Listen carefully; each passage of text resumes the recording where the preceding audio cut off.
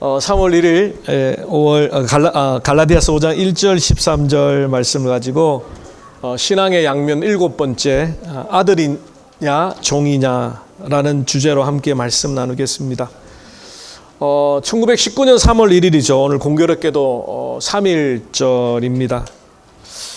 수많은 사람들이 거리로 뛰쳐나와서 함성을 외쳤습니다. 무기를 들지도 않았고 군대를 제대로 갖추지도 않았습니다. 그러나 목숨을 걸고 그들은 큰 소리로 대한 독립 만세를 외쳤습니다. 그것은 단순히 정치적인 독립을 갈망하는 것이 아니라 어쩌면 인간의 본연의 자유를 향한 갈망의 외침이었다고 할 수 있습니다. 사람은 누구나 자유를 원합니다. 어느 누구에게도 속박되어 있거나 억압받기를 원치 않습니다. 그래서 세계 역사를 보면 수많은 사람들이 이 자유를 쟁취하기 위해서 싸웠고 또 목숨을 버렸습니다. 그래서 자유를 얻기는 정말 어렵고 그것을 잃어버리기는 한순간이란. 그러니까 단순히 정치적인 자유뿐만 아니라 우리에게 영적인 자유, 어쩌면 더 중요한 영적인 속박들이 현대인들의 삶 가운데 있습니다. 자유롭게 사는 것처럼 보이지만 여전히 무엇인가에 매여서 사는 현대인들의 삶들을 볼 때에 하나님께서 우리에게 주시고자 하는 참된 자유, 그 참된 자유가 얼마나 중요한 가치인가를 우리는 깨닫게 됩니다. 현대인들이 착각하고 있는 것 중에 하나가 나는 자유로운 사람이라고 생각하는 것입니다. 우리는 의도치 않게 무엇인가에 매여서 우리가 원하는 참된 자유의 삶을 살지 못하고 있습니다. 여전히 두려움 가운데, 욕심 가운데, 여전히 제약과 상처 가운데, 여전히 미신과 우상 숭배 가운데 우리는 묶여 살고 있지는 않습니까? 성경은 우리에게 두 가지 정체성을 말씀하고 있습니다. 우리 그리스도인들은 완전히 자유로운 하나님의 아들이라는 정체성도 있지만 기꺼이 하나님을 위해서 우리의 자유를 포기하는, 그래서 종이 되는, 종처럼 살아가는 그런 정체성을 말하고 있습니다. 이게 바로 우리가 하나님의 아들입니까? 우리가 하나님의 종입니까? 라는 양면성을 가지고 있는 정체성입니다. 제가 대학부 회장을 할 때 저를 지도해 주셨던 대학부 지도 목사님과 이 부분을 가지고 한참을 논쟁을 했습니다. 그분은 하나님의 종이라는 정체성이 우리 그리스도인들에게 더 중요하다고 말합니다. 저는 하나님의 아들이라는 정체성, 우리가 하나님의 자녀라는 정체성이 더 중요하다라고 생각을 했습니다. 근데 한참 신앙생활을 하다 보니까 이 두 가지는 분리된 것이 아니라 하나라는 거예요. 우리는 하나님의 아들이면서 하나님의 종처럼 살아간, 그러나 종처럼 살아가지만 억압되는 종이 아니라 자유하는 종, 자유하는 아들, 하나님을 아버지로 누리고 살아가면서 기꺼이 하나님을 위하여 우리의 삶을 종처럼 드리는 삶. 말이 앞뒤가 안 맞아요. 아들인지 종인지. 우리의 단순한 이성적인 논리의 구조는 아들과 종의 삶이 분리되어 있기 때문에 그렇습니다. 그러나 성경은 계속해서 아들의 삶과 종의 삶이 온전히 하나가 되는 것, 그것이 그리스도인의 이상적인 삶이고요. 오늘 1, 2전도의 헌신 예배를 드리면서 우리 성도님들과 함께 이 신앙의 양면 시리즈를 이어서 아들이냐 종이냐 이 역설에 관하여서 함께 말씀을 나누기를 원합니다. 첫 번째로 우리는 하나님의 아들로서 참된 자유를 누려야 한다고 말합니다. 오늘 1절 말씀에서 바울이 이렇게 고백합니다. 그리스도께서 우리를 자유롭게 하시려고 자유를 주셨으니 그러므로 굳건하게 서서 다시는 종의 멍에를 매지 말라. 4장 7절에도 보면 그러므로 네가 이후로는 종이 아니요 아들이다 라고 선포하고 있습니다. 사실 이 한 문장에 복음의 진수가 담겨 있습니다. 우리는 원래 죄의 종이었죠. 선악과를 먹은 아담 안에서 우리는 이미 죄의 속성을 가지고 태어났고 우리 스스로 악한 죄를 범하게 되었습니다. 그래서 우리는 죄에 이끌려 살았습니다. 예수 그리스도를 만나기 전에 예수 그리스도께서 우리에게 우리의 정체성이 종이 아니라 아들이라고 말씀해 주시며 십자가의 그 은총을 우리에게 베풀어 주시기 전까지 우리는 죄의 종이었습니다. 죄가 죄인지도 모르고 그 죄의 저주를 따라 살아가다가 영원한 멸망 가운데 심판을 받아 마땅한 우리였습니다.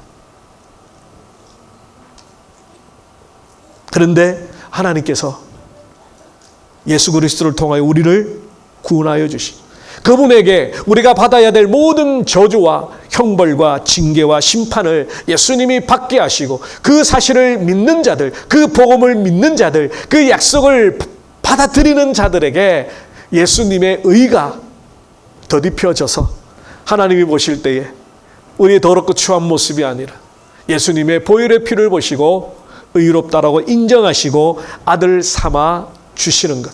이게 성경이 말하는 아주 심플한 가스펠입니다. 그때 하나님께서 우리를 양자 삼아 주셨다는 겁니다. 우리 기초교리를 하시는 분들은 배우셨거나 배우실 겁니다. 구원의 9가지 단계, 소중회신, 칭수, 성경련. 우리 복습을 한번 해볼까요? 우리 기초교리, 사모님 기초교리 2분이나 들으셨는데 기억이 안 나시는 표정이고요. 소명, 중생, 회심, 신앙, 칭의, 그 다음에 수양.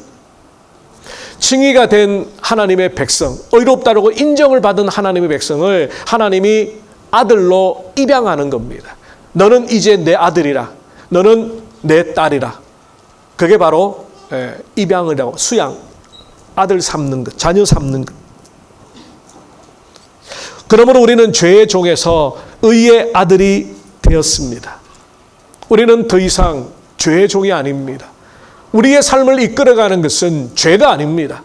우리의 욕심도 아닙니다. 우리의 정욕도 아닙니다. 성경은 우리의 생각과는 다른 관점으로 말합니다. 우리가 죄를 탐닉하고 죄가 내게 유익을 주기 때문에, 즐거움을 주기 때문에, 죄를 선택하기 때문에 내가 죄의 주인인 것처럼 말하지만 성경은 반대로 말합니다. 너는 죄의 종이다. 죄를 싸워 이길 수 없기 때문에, 죄에 이끌려가기 때문에, 너의 욕심과 정욕과 그 교만을 따라 살아가기 때문에 너는 죄의 주인이 아니라 죄의 종이다. 종으로 살아가는 갑갑함, 자유가 없음, 그 안에 참된 쉼이 없음, 죄가 우리의 목을 틀어잡고 우리를 지옥의 심판으로 이끌어 갔습니다. 그때 예수님께서 그 길을 십자가로 막으시고 우리를 아들 삼아 주셨습니다. 그러므로 우리가 하나님의 자녀가 되었다는 것, 하나님의 아들이 되었다는 것은 이제 더 이상 죄로 인하여 우리의 신앙이, 우리의 마음이, 우리의 삶이 흔들리지 않는 것을 말합니다. 죄를 짓지 않는 것을 말하는 게 아니라 죄가 더 이상 우리를 하나님과의 관계에서 끊어지게 만들고 세상의 정욕과 욕심이 더 이상 우리를 엉뚱한 멸망의 길로 이끌어가지 않는다는 것입니다. 왜냐하면 이제 우리는 하나님의 손에 들려있기 때문에. 비록 실패하고 비록 죄를 범하고 어제 회개했던 죄 오늘 또 짓지만 그러나 우리는 이전과는 달라졌습니다. 사단의 종로로 타던 우리가 아니라 하나님의 자녀가 되었기 때문에. 그래서 우리가 십자가를 바라보며 진심으로 회개하면 주께서 미쁘시사, 하나님은 미쁘시사 우리의 죄를 용서해 주신다. 로마서 6장 17절 말씀이죠. 하나님께 감사하리로다. 너희가 본래 죄의 종이더니 너희에게 전한 바 곧 교훈의 본을 마음으로 순종하여, 이게 복음이죠. 죄로부터 해방되어 이제는 의의 종이 되었다. 종은 쫓겨날 수 있지만 아들은 쫓겨나지 않습니다. 종은 실수하면 버림받지만 아들은 넘어져도 품에 안깁니다. 종은 주인을 두려워하지만 아들은 아버지를 사랑합니다. 그러므로 우리는 기억해야 합니다. 신앙은 예수 그리스도를 영접함으로 우리의 신분이 변화되었음을 인정하는 것이 너무너무 중요합니다. 저는 이것을 우리의 그리스도인의 정체성을 우리가 매일매일 기억하는 것과 관련이 있다고 생각합니다. 작년에 성경을 공부할 때 그 예실 사모님이 이 두 가지를 저랑 똑같이 이야기하더라고요. 첫 번째는 그리스도의 정체성입니다. 두 번째는 사명입니다. 어떻게 살아야 되는가. 이 사명은 단순히 목사가 되고 선교사가 되고 뭔가 큰 일을 하는 것이 아닙니다. 우리의 평생의 삶이 하나님께 영광이 되는, 하나님을 기쁘시게 해드리는, 하나님이 원래 지으셨던 그 형상과 모양을 리플렉트, 반사하는, 이것을 예수님이 하나님의 형상과 모양대로 회복시켜 주십니다. 고린도후서 5장 17절 말씀처럼 그런즉 누구든지 그리스도 안에 있으면 새로운 피조물이라, 우리를 아담과 하와 그 이상의 새로운 피조물로 만들어주신 예수의 형상을 닮아가는 것, 이것이 구원의 궁극적인 방향이죠. 우리가 왜 구원받았습니까? 천국 티켓 받은 걸로 만족할 수가 없습니다. 이 땅 가운데서 예수님을 닮아가는 것, 예수님의 인격을 닮아가고 예수님의 삶을 닮아가고, 그것이 궁극적인 구원의 목표입니다. 그러므로 우리가 신분이 변화되었다는 것을 우리가 늘 기억해야 합니다. 나는 예수님을 믿기 전과 믿고 난 이후에 변화된 게 없는 것처럼 보입니다. 갑자기 키가 커진다거나, 갑자기 잘생겨진다거나, 갑자기 도덕적이고 윤리적으로 천사처럼 바뀌는 게 아니에요. 내 안에, 내 영혼에 주님의 복음의 씨앗이 떨어지면서 점점 우리의 삶을, 우리의 생각에 갈등을 일으키는 겁니다. 야, 최소한 너가 예수 믿는 사람이라면, 최소한 십자가의 복음의 은혜를 조금이라도 안다면 내가 이렇게 살아서는 안 되지, 내가 이렇게 말해서는 안 되지, 내가 이렇게 행동해서는 안 되지, 내가 이렇게 생각해서는 안 되지 라는 변화가 어디에서부터 시작되냐면, 나는 하나님의 백성, 나는 하나님의 자녀를, 예수님이 나를 하나님의 아들 삼아 주시려고 십자가에서 피 흘려 죽어주셨다라는 것을 기억하는 거예요. 내가 지금 변화되었다는 것은 내 신분이 바뀌었다는 겁니다. 그 복음의 은혜 가운데 여전히 내 삶은 예수 믿기 전의 삶과 같이 연약하고 넘어지고 쓰러지고 깨어지지만, 그러나 하나님이 보실 때 예수님의 보혈의 피를 보시고 우리를 하나님의 자녀라고 선언해 주셨고 아들로 입양해 주셨다는 거예요. 하나님의 자녀로 어답션 했다는 거예요. 그것을 우리가 기억한다면 우리의 생각이 달라질 수밖에 없습니다. 우리의 가치관이 달라질 수밖에 없습니다. 예전처럼 그렇게 살아서는 안 된다라는 내 안에 성령의 역사들이 일어나기 시작합니다. 에베소 1장 5절 말씀이죠. 그 기쁘신 뜻대로 우리를 예정하사 예수 그리스도로 말미암아 자기의 아들들이 되게 하셨어요. 우리 여자 성도님들 섭섭하지 마십시오. 여기 딸들이라고 표현 안 해서 왜 성경에는 딸들이라는 표현이 없을까? 전혀 아닙니다. 아들들이라고 표현하는 속에 children입니다. children. 거기에는 우리 따님들도 다 포함되어 있습니다. 하나님의 자녀가 되는, 요한복음 1장 12절 말씀이죠. 영접하는 자 곧 그 이름을 믿는 자들에게는 하나님의 자녀가 되는 권세를 주셨다는 겁니다. 이것은 혈통이나 육정으로나 사람의 뜻으로 나지 아니하고 오직 하나님께로부터 난 자들이는, 우리는 예수님의 십자가를 말미암아 하나님의 자녀가 되었습니다. 그리고 그 자녀들에게는 권세를 주셨습니다. 이것은 단순한 권리가 아니라 합법적인 특권을 말합니다. 변하지 않는, 세상에 그들이 감히 침범할 수 없는 하나님의 자녀만이 누릴 수 있는 특권. 흔히 그 자녀의 특권을 칠권세라고 말하거든요. 하나님을 아버지라고 부르는 권세. 여러분, 기도할 때 하나님을 아버지라고 부르는 그것이 얼마나 큰 축복인지 모릅니다. 세상 사람들은 하나님을 아버지라 고백할 수 없습니다. 하나님을 아버지로 믿을 수도 없습니다. 하나님을 아버지라 부르는 것 자체가 권세입니다. 그래서 바울은 로마서에서 성령이 아니고서는 우리가 하나님을 아바 아버지라 고백할 수 없다라고 말합니다. 성령께서 역사하셨고 우리의 믿음을 거듭나게 하셨기에 하나님을 아바 아버지, 아빠 아버지 부를 수 있다는 것. 두 번째는 죄 사함을 받는 권세.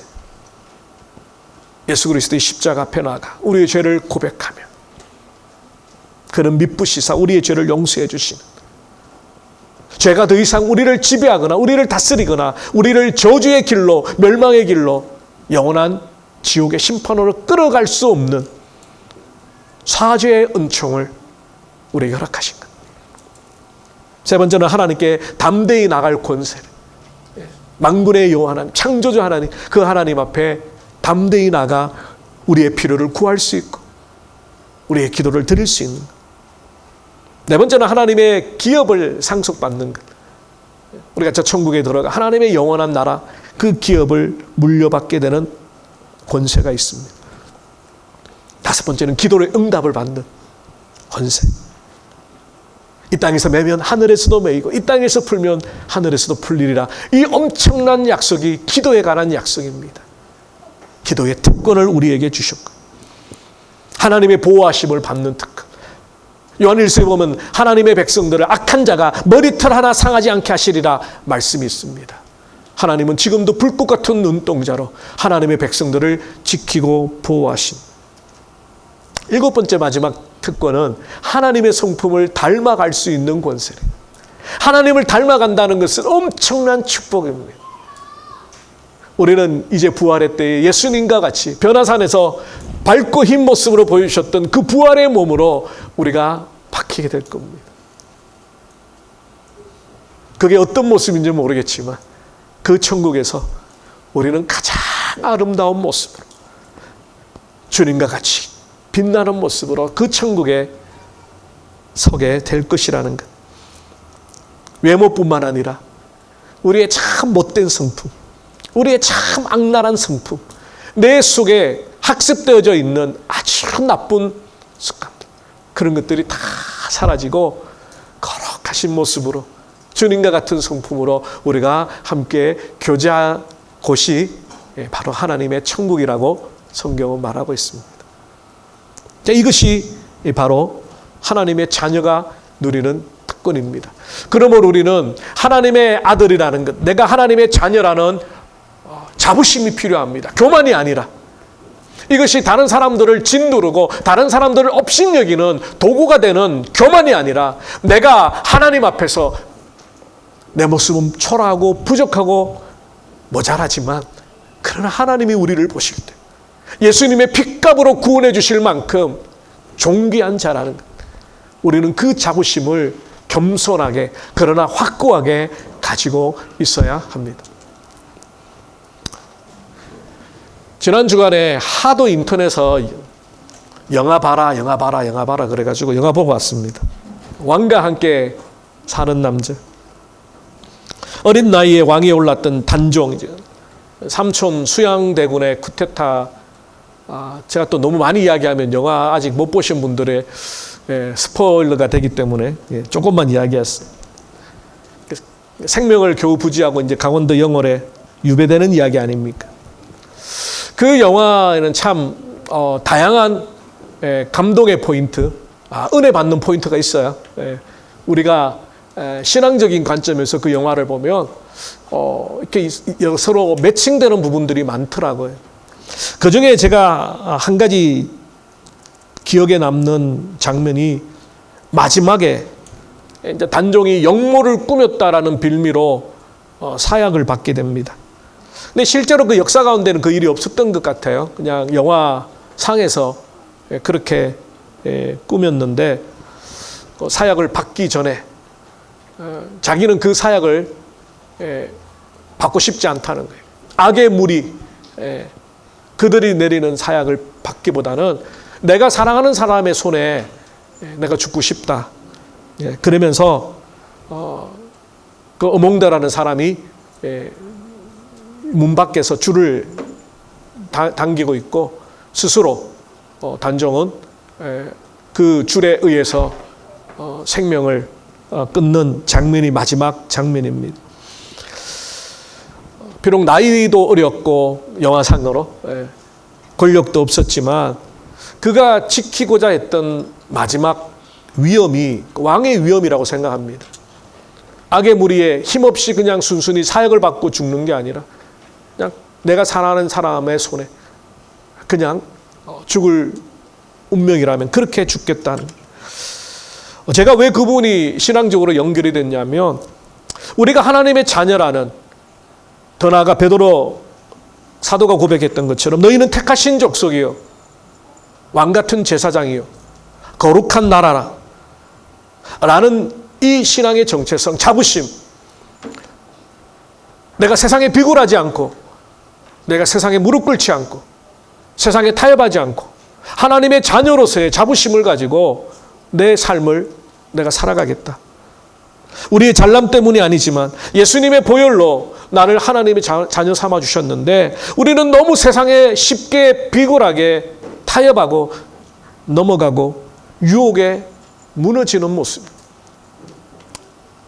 택하신 족속, 왕같은 제사장의 그 모습이 아니라, 그 자부심이 아니라 그냥 쉽게 무너지는 우리의 모습은 아닌가. 우리의 정체성이 분명하다면 마지막 순간까지, 죽음의 그 순간까지도 왕의 위엄을 지키려고 했던 것처럼 우리가 마지막 초대교회 성도들처럼 핍박의 상황, 순교의 현장에서도 끝까지 믿음을 버리지 않고 하나님을 나의 주님이라고 고백하며 정말 고귀한 죽음을, 꿀리지 않는 죽음을 자존심 당당히 하나님의 자녀로 세우며 순교할 수 있을까? 실제로 초대교회도 마찬가지고 일제치하 공산치하 때도요, 많은 성도님들이 두려워서 신앙을 포기했습니다.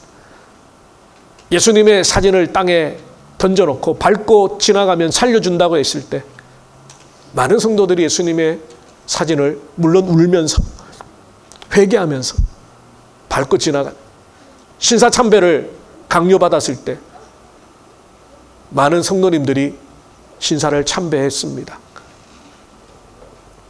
우리의 신앙인들의 존귀함, 자부심, 당당함, 하나님의 아들로서의 이 세상에 비록 살지만 세상의 영향을 받고 세상 가운데 주눅들어 살아가는 삶이 아니라 하나님의 자녀의 권세를 가지고 이 땅을 살아가는 그런 하나님의 자녀들이 우리 1, 2 남전도회 그리고 성도님들이 되셨으면 좋겠습니다.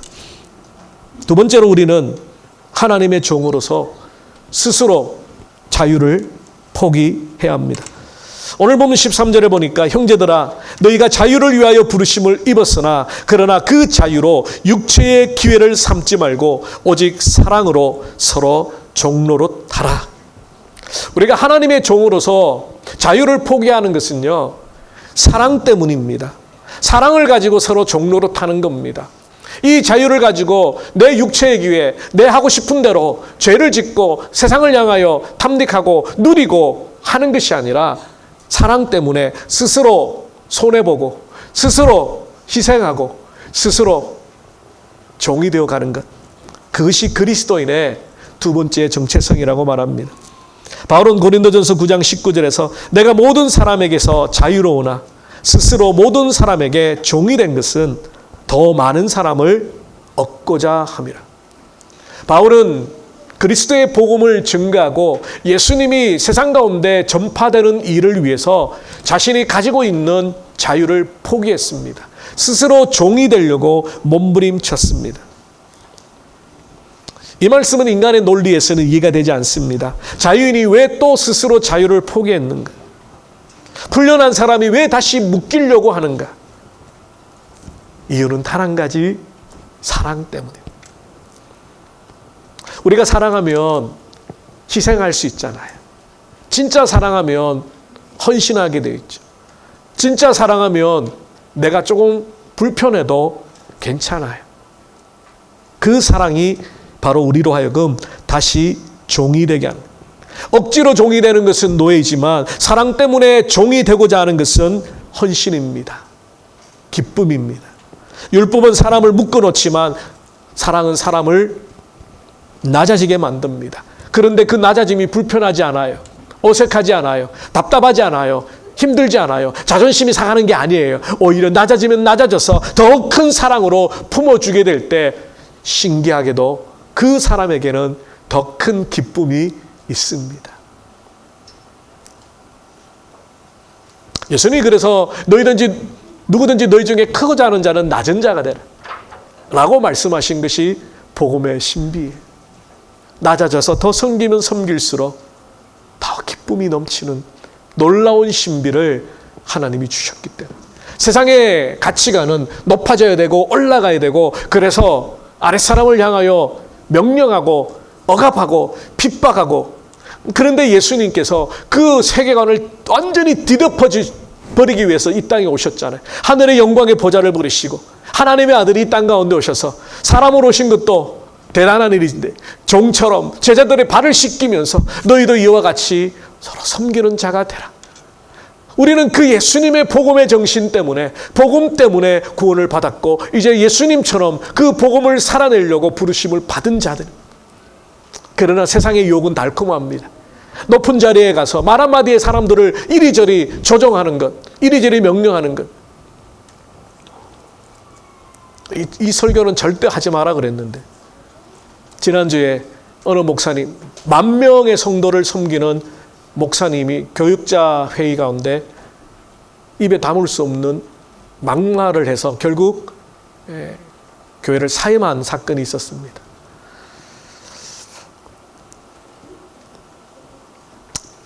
더 이상 이야기 안 하겠습니다.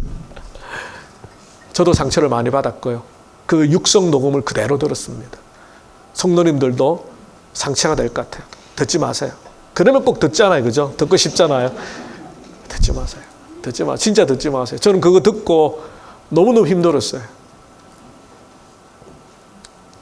그래서 몸살이 났나? 그게 세상의 방법입니다. 지위가 높을수록 더 많은 권력을 가질수록 더 많은 권한을 가질수록 더 섬기는 자, 더 사랑으로 낮아지는 자가 되라는 게 예수님의 복음의 정신입니다. 오늘날 우리는 세상 곳곳에 교회뿐만 아니라 온 세상 곳곳에 그런 예수님의 복음의 방법이 아닌 사단의 가치관으로 세상이 돌아가고 있는 참된 자유가 무엇입니까? 세상은 말하지요. 자유는 내가 원한 대로 사는 것이 참된 자유다. 그러나 성경은 말합니다. 참된 자유는 죄에서 벗어나 죄를 이기는 것. 그리고 기꺼이 내가 가진 자유를 포기하여 사랑하는 것. 물속의 물고기가 물 밖으로 나오면 자유가 아니죠. 죽음입니다. 기차가 선로에서 벗어나면 자유가 아니라 탈선입니다. 참된 자유는 마음대로 사는 것이 아니라 제대로 살 수 있는 상태를 말합니다. 로마서 6장 22절 말씀이죠. 그러나 이제는 너희가 죄로부터 해방되고 하나님께 종이 되어 거룩함에 이르는 열매를 맺었으니 그 마지막은 영생이라. 하나님께 묶인 사람이 가장 자유로운 사람이라는 것이 복음의 진리입니다. 출애굽기 21장에 보면 종에 관한 율법이 기록되어 있습니다. 그런데 그 종이 히브리인이 6년 동안 종으로 살다가 제7년째가 되면 자유를 주어야 됩니다. 그래서 안식년이라고 말합니다. 그런데 종들 가운데 자기는 자유인이 되기 싫다는 거예요. 그냥 종으로 살고 싶다는 거예요. 그럴 때 주인에게 말하면 주인이 그것을 인정하여서 스스로 귀를 뚫는 종이 되게 말합니다. 그 귀 뚫은 종은 종이지만 자유를 포기한 종이기 때문에 마치 아들과 같이 주인의 그 삶의 평생을 함께 합니다. 그때 평생 주인을 섬기기를 자유를 포기한 귀 뚫은 종이 왜 그렇게 하는지를 설명합니다. 출애굽기 21장 5절 이하의 말씀이죠. 만일 종이 분명히 말하기를 내가 상전과 주인이죠. 내 처자를 사랑하니 나가서 자유인이 되지 않겠노라 하면 상전이 그를 데리고 재판자에게로 갈 것이요. 또 그를 문이나 문설주 앞으로 데리고 가서 그것에다가 송곳으로 귀를 뚫을 것이라. 그는 종신토록 그 상전을 섬기리라. 그는 더 이상 억지스러운 종이 아닙니다. 자원하는 종임, 사랑의 종임, 기꺼이 자신의 자유를 포기한 종임. 사실 이 깃두른 종의 모습은 예수 그리스도를 예표합니다. 장차 오실 예수 그리스도가 기꺼이 하나님의 아들로서의 영광을 벗어버리고 종의 형체를 지니셨죠.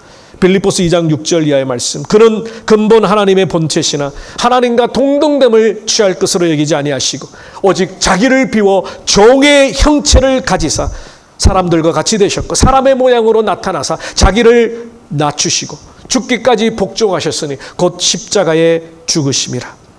예수님은 하나님이셨고 왕이셨습니다. 창조주셨고 구원자셨습니다. 그런데 종의 형체를 지니셨고 그리고 종에서 더 나아가 죄 없는 그분이 죄의 형벌과 저주를 받아 저주받은 자가 스스로 되셨던 것. 그 이유도 한 가지입니다. 사랑 때문에. 하나님을 사랑하고 우리를 사랑하기 때문에. 십자가는 단순한 희생이 아닙니다. 왕이 종이 된 사건입니다. 그래서 복음은 하나님의 아들이 스스로 종이 되셔서 종이 되었던 우리를 다시 하나님의 아들 삼아주신 놀라운 반전의 사건. 이 사건 때문에 우리는 비록 하나님의 아들이 되었지만 기꺼이 의의 종으로 예수님의 종으로 다시 살아가기를 헌신한다는 겁니다. 고린도전서 7장 22절 말씀이죠. 바울이 이렇게 고백합니다. 주 안에서 부르심을 받은 자는 종이라도 주께 속한 자유인이요 또 그와 같이 자유인으로 있을 때 부르심을 받은 자는 그리스도의 종이라. 아들과 종, 이 두 가지의 신앙의 정체성을 함께 가지고 있어야 합니다. 우리는 아들이면서 기꺼이 그분을 위하여 헌신하는 종.